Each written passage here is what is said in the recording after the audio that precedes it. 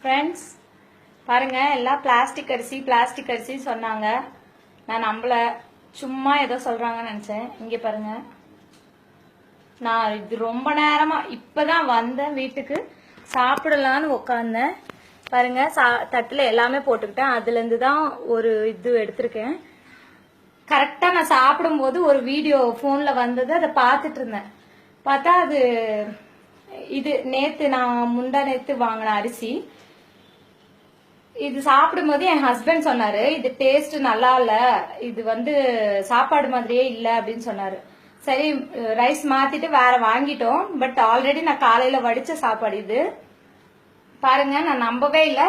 இது என்னதான் எவ்வளவு நேரமா நான் இதை பிசைறேன், இது என் கையில ஒட்டவே இல்லை. உண்மையான அரிசி இப்படி எல்லாம் இருக்காது. பாருங்க, நானும் இப்ப குழந்தைக்கு வாயில வைக்கலான்னு பார்த்தேன். அப்பதான் நான் பார்த்தேன் இந்த அரிசிய, இந்த சாப்பாடு இப்படி இருக்குன்றது. இப்ப ஜஸ்ட் அந்த வீடியோ வந்ததுனால தான் நான் இப்படி உருண்டை பிடிச்சு பார்த்தேன், இல்லைன்னா நான் பார்த்திருக்கவே மாட்டேன். பாருங்க, பவுன்ஸ் ஆகுது பாத்தீங்களா?